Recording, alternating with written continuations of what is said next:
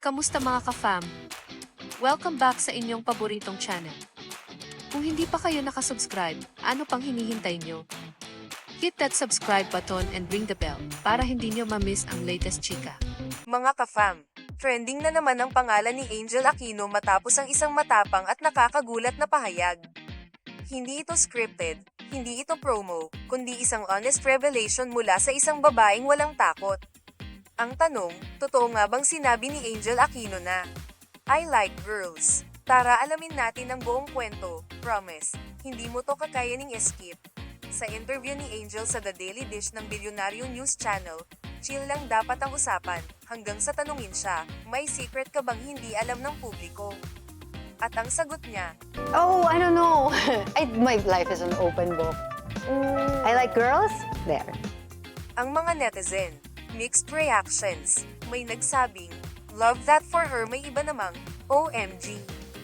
So happy for you Miss Angel Aquino, pero teka, hindi ito simpleng clickbait line ha.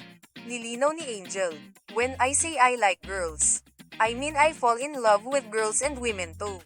Hindi daw ito joke, hindi trip-trip lang, kundi totoong damdamin. Sabi pa niya, bakit kailangan ikahiya kung yun talaga ang puso mo? Dito mo makikita kung gaano siya ka-real.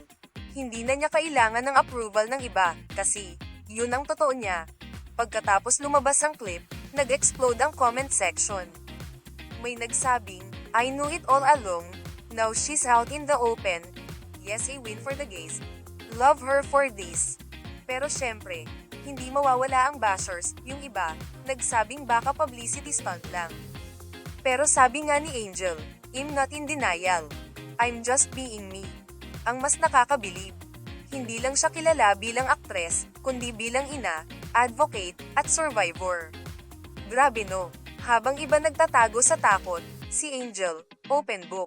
Kung meron man siyang tinurong aral sa atin ngayon, yun ay ang pagiging totoo ay hindi kailangang ipaliwanag. Sa panahon ngayon na lahat takot ma-cancel, si Angel Aquino, fearless. Kaya kung may parte ka sa sarili mong gustong ipakita, huwag mong ikahiya. Dahil gaya ni Angel, ang katotohanan, mas maganda pa sa anumang script sa teleserye. Mga kachika, anong masasabi mo sa tapang ni Angel Aquino? Comment mo sa baba, Team Real, ka rin ba? Huwag kalimutan mag-like, subscribe, and hit the bell for more updates.